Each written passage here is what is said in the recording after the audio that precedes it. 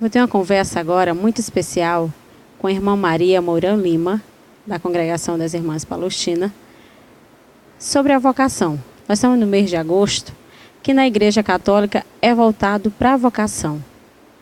Irmã, obrigada por me conceder essa entrevista. Para mim é uma honra estar aqui conversando com a senhora. E o que é vocação? Bom dia a todos, né?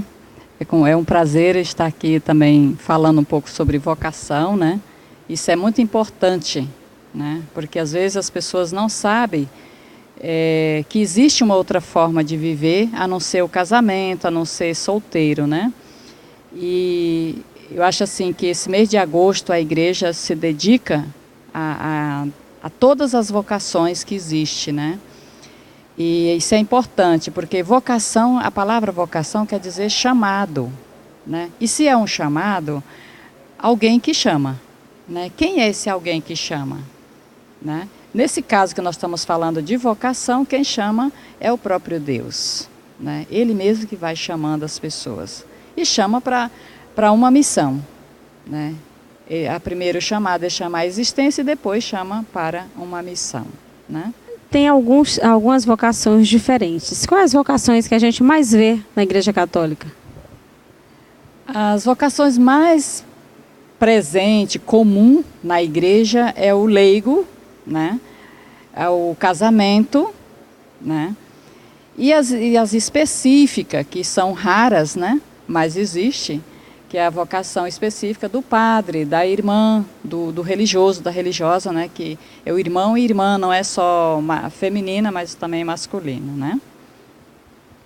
A gente sabe que às vezes a pessoa está lá no banco, sentada, sente a vontade de vir, a gente sente que isso é um chamado, mas que não tem muita coragem, que não tem, né, aquela coragem de vir aqui, de aceitar o chamado.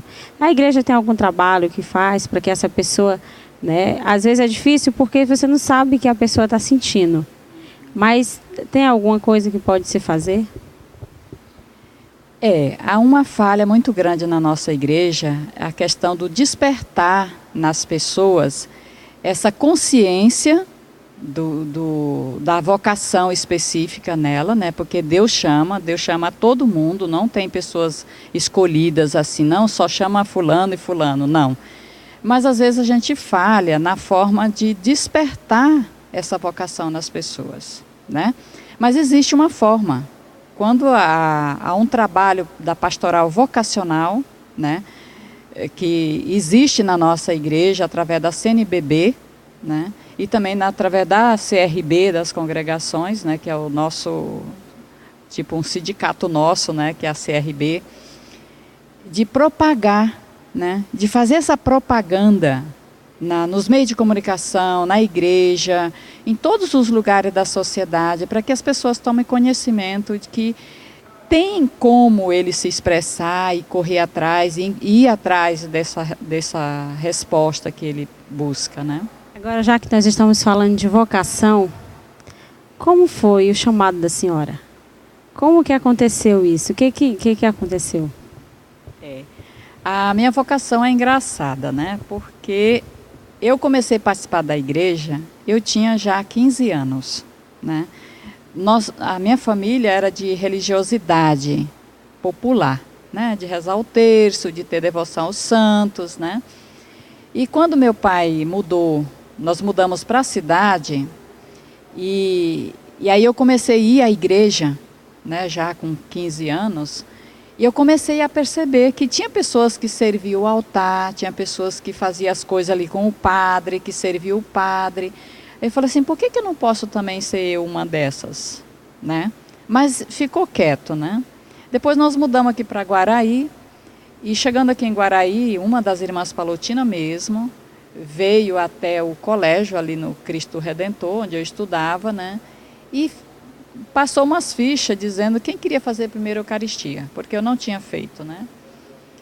E a partir dessa preparação da Eucaristia, depois Crisma junto, né?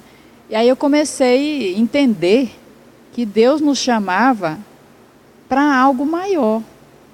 Não é simplesmente ter uma vida comum de qualquer pessoa, né? E eu senti muito forte essa vontade de transmitir aos outros aquilo que eu estava recebendo, né? E realmente naquela época eu namorava uma pessoa há 5 anos já. E aí me deu muita dúvida, porque eu senti uma coisa e estava realizando outra, né? Mas Deus, eu comecei a procurar pessoas que me ajudassem, para conversar, me orientar, né? Comecei a rezar mais.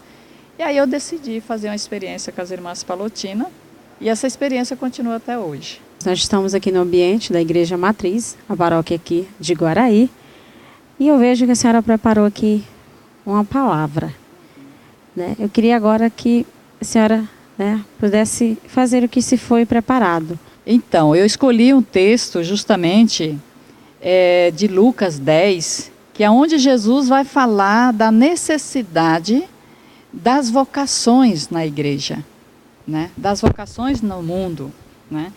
Então, Jesus diz assim, anunciadores do reino.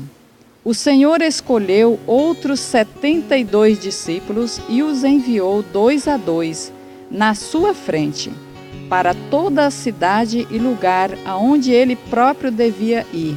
E lhes dizia, a colheita é grande, mas os trabalhadores são pouco.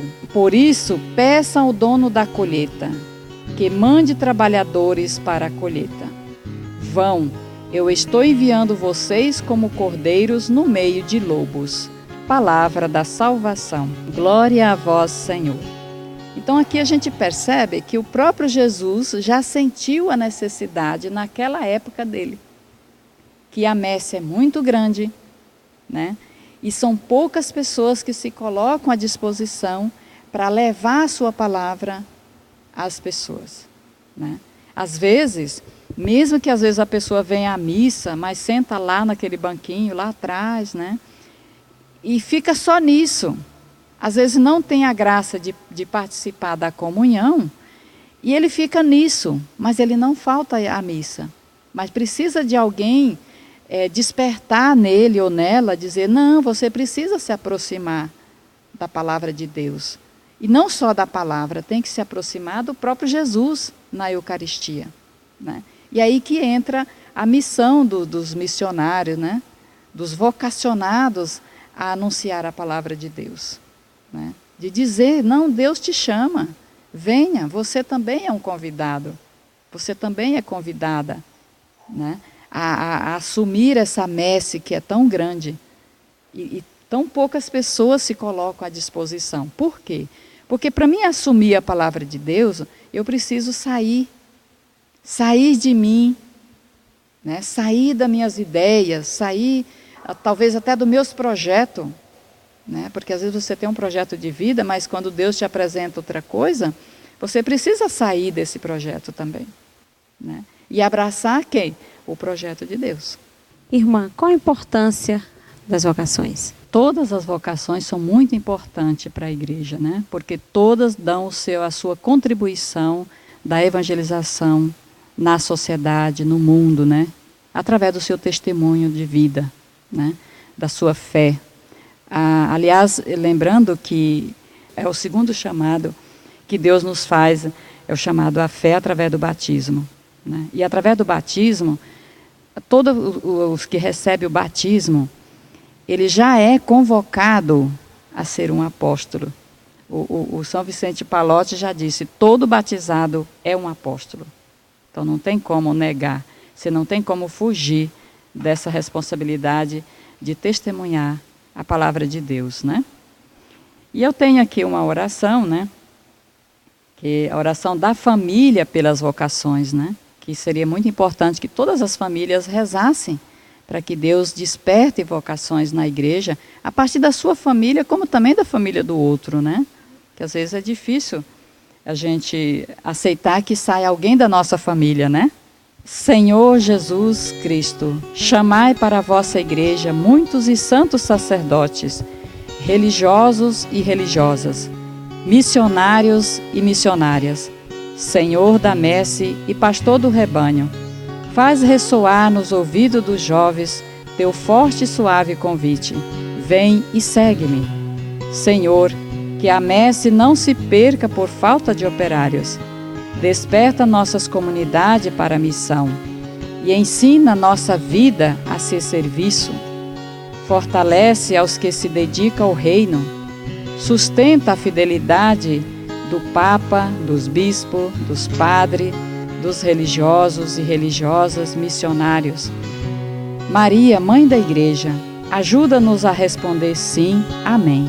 Eu quero agradecer a irmã Maria por ter me concedido essa entrevista, né? E falar para as pessoas de casa a importância dessa vocação. Irmã, muito obrigada, tá? Que Deus abençoe sempre, né? Que a senhora aceitou esse chamado, que muitos não têm coragem. Eu quero que a senhora faça suas considerações finais.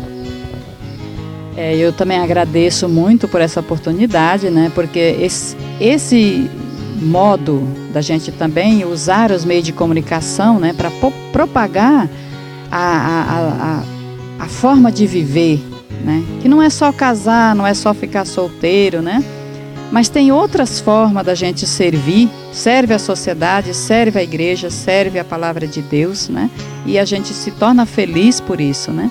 Eu agradeço por essa oportunidade, né, que vocês estão nos dando de falar um pouco sobre a vocação, e eu espero que não seja a última, né?